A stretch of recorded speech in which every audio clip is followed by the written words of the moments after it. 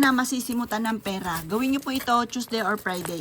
O basta ikaw po ay may oras, huwag kang gagawa ng mga ganitong mga pamamaraan na nagmamadali ka. Kasi magiging effect po yan. Kailangan may oras ka.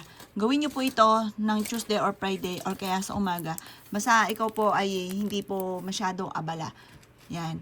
At pagkatapos mga bossing ko, kailangan din po natin ng isang malinis na papel.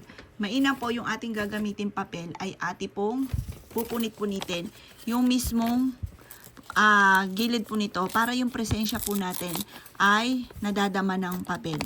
Yan. Lalo na kung lagi kang walang pera. Gawin nyo po ito. Sikreto lang po ito ha. Ang paggawa ng mga ganito. Gawin nyo po siya kung di Tuesday or Friday. Para hindi ka lagi nauubusan ng pera. Isulat nyo po dito yung amount na matagal mo nang ninanais.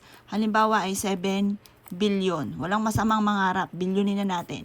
At pagkatapos, kailangan lamang po natin ng bawang. Sa bawang na ito, mga bossing ko, mainam. Isang bawang lamang.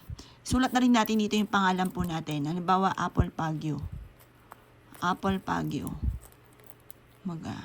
Magkakaroon ako ng 7 billion. At pagkatapos, mga boss, ito po ay tutupiin natin. Ilalagay nyo po ito sa wallet po ninyo. Gawin nyo po ito ng punong-puno ng pagiging positibo sa buhay. Kasi yan ang numero 1. Sabihin nyo po dito, magkakaroon ako ng maraming pera at kailanman na hindi na ako maubusan ng pera. Siksikliglig at umapot, maraming pera ang darating sa akin.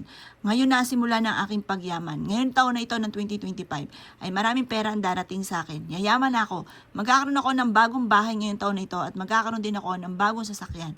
At mababayaran ko lahat ng aking mga utang at magkakaroon ako ng 7 billion na ipon. O, walang masamang mangarap mga bossing. Subukan nyo na po ito basta positive ka. Pagka gumagawa ng ganitong mga pamamaraan, laging positive. Kasi kung ikaw ay nega, kinukontra mo mismo yung mga wini-wish po ninyo. Hindi rin po yan magkakatotoo. Kailangan lagi kang positive. Subukan nyo po ito at napaka-epektibo po nito.